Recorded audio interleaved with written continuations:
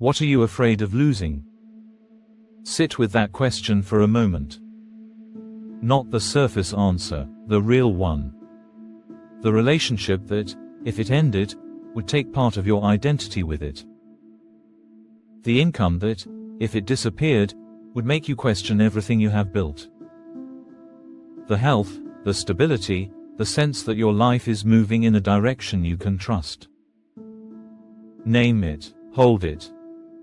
Now here is the question the Stoics would follow with: have you ever actually sat with the loss of that thing? Not worried about it, not pushed the thought away, but sat with it deliberately, walked through it completely, looked at it directly until it stopped being the terrifying blur at the edge of your awareness and became something specific. Something nameable. Something survivable.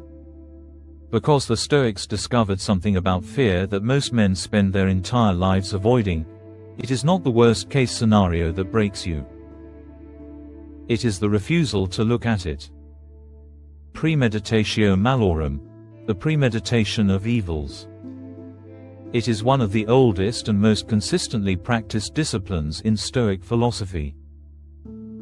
Every major Stoic teacher returned to it. Marcus Aurelius, Seneca, Epictetus, all of them.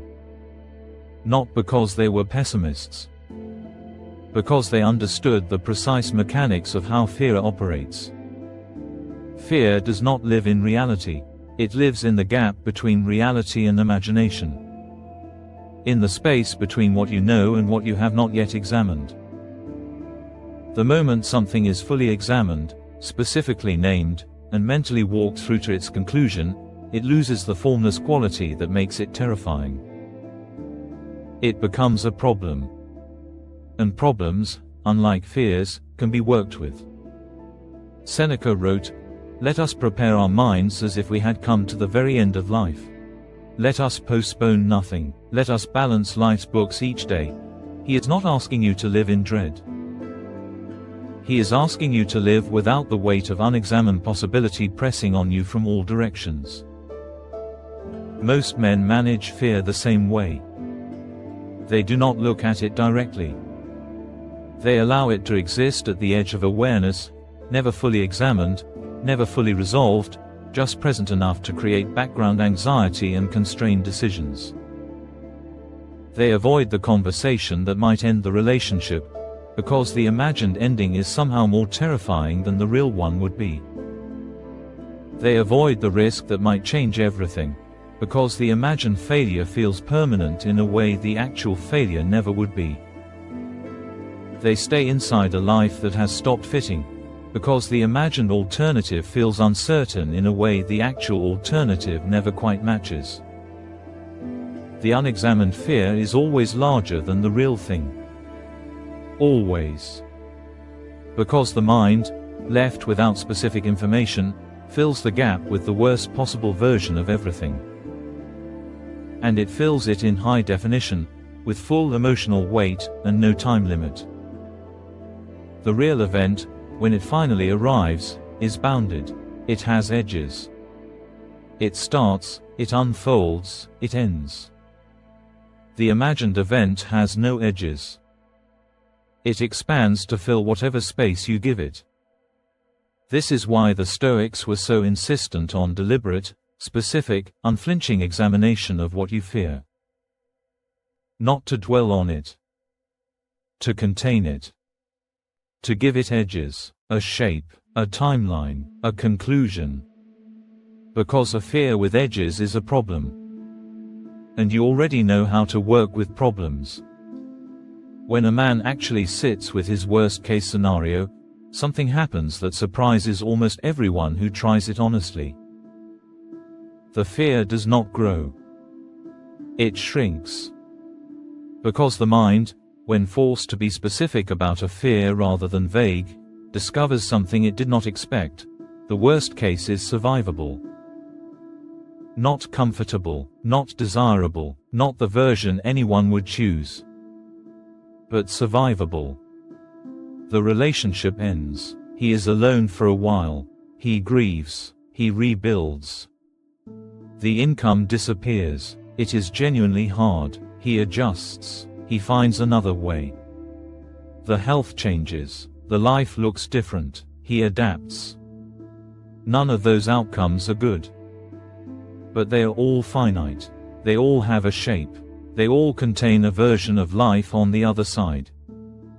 And the man who has already walked through that possibility mentally, who has already asked, what would I do? Who would I still be? What would still be true? That man is not controlled by the fear anymore. He has looked at it completely. There is nothing left for it to hide behind. Epictetus put it this way: he is a wise man who does not grieve for the things which he has not, but rejoices for those which he has. That is not about gratitude as a performance. It is about a man who has already accounted for the loss, and therefore is not living in the shadow of it.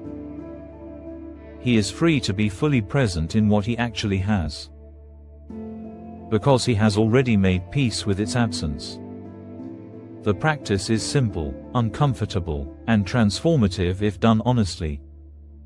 Choose one fear, the real one, the one you have been managing at the edge of your awareness. Not a minor inconvenience, the actual thing. Sit with it in silence. No phone, no distraction. Give it 10 minutes of your full attention. Then walk through it in specific, concrete detail. What exactly is the worst version of this outcome? Not the vague, expanding dread. The specific event. Name it out loud if you have to. Write it down if that helps. The relationship ends. The business fails. The diagnosis is real. Then keep going. What happens the day after that? What do you actually do? Who are you still, on the other side of this? What values do you still have? What capacity to act do you still have? What remains true about you regardless of this outcome? Stay with it until the fear stops being a blur and becomes a specific, bounded scenario. Then ask the final question, the one that changes everything. If this happened, could I survive it? Not thrive immediately, not recover quickly, just survive. Almost always, the honest answer is yes. And that yes, quiet and unspectacular as it is the moment the fear loses its leverage. Because the fear was never really about the worst case. It was about the uncertainty of whether you could handle it. Once you know you can, the fear has nothing left to threaten you with. This does not mean the outcome stops mattering. It means the outcome stops controlling you. And a man who is no longer controlled by his fear of losing something can give himself fully to building it, protecting it, enjoying it, without the constant shadow of its possible absence. The Stoics did not practice this because they wanted to suffer in advance. They practiced it because they understood something about freedom that most men never discover. Genuine freedom is not the absence of difficulty. It is the absence of the fear of difficulty. And the only path to that freedom is through the thing you have been avoiding looking at directly. Not around it, not past it, through it. Every man has something he is managing at the edge of his awareness. Something he hopes will not happen, but has never actually examined. That thing has more power over your daily life than almost anything else. Not because it is so terrible. Because you have never looked at it long enough to find out that it is not. Look at it. Name it, walk through it, find the survivable shape of it. And then come back to the present, to the life you actually have, to the people and the work and the possibilities that are real and available right now. Free from the weight you have been quietly carrying. Free from the thing you have been quietly afraid of. Just free. Walk the path. Remain steady.